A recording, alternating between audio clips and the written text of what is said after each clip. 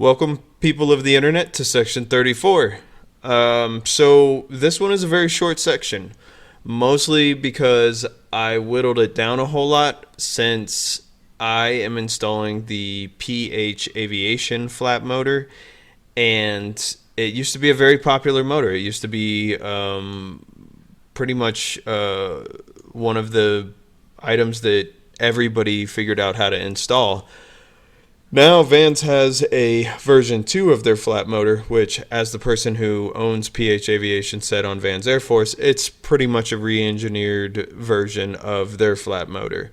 And I found it very interesting. They were very humble and just said, essentially, Pat of PH said on Vans Air Force, he knew it was just a matter of time, but would have loved to have continued selling his flat motor, obviously. It's great that Vans did that because they don't allow deletions on any kits except, I think, now firewall forward and finish. So you're stuck with whatever flat motor they're going to send you, and to get that little dinky one would be frustrating. As far as installing this PH, just real quickly, the instructions are a little janky because it's someone who installed it the first time, so you're trying to figure out what they did wrong. There's a couple of lines drawn wrong on things, etc., etc. So just know if you go the PH route, it can be a little troublesome or frustrating. Here's the very first flat motor that Vans supplied with the kit. You can see it's let's go with dinky. I don't know, not stout. Anyways, it's a basic motor. I'm sure it works, and I didn't hear of a ton of failures, but this is the PH flat motor. It's very stout, well engineered. Has an internal sensor.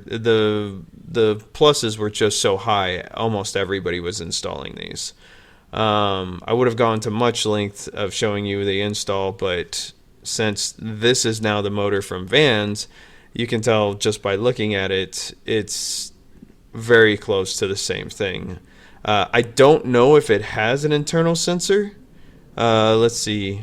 It looks like it does. Pot wiper red there. So anyways, at face value, it looks like it does have an internal sensor. I'm sure somebody will comment and tell me whether or not it does.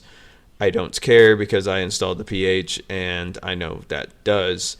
In fact, Aerotronics, when I told them I was installing the PH with an internal sensor, they said, oh, okay, no problem. We won't charge you the sensor and we'll make your harness for an internal sensor. Love Aerotronics. Great people. Highly, highly recommend. I know most people, not most, I know some people go with Stein. I really liked the people at Aerotronics, so that's what made me go with them. Nothing against Stein. So yeah, anyways, moving on. Here we are trying to hook up the power, trying to figure out how to make it work. It took a while, and then we did finally figure out it's just we had essentially the wires mixed up on what we thought was what. We thought we needed to ground it to the aircraft, so luckily nothing was destroyed internal sensor wise, but yeah, took a second. Yeah, and that's it. We'll see you in section 35.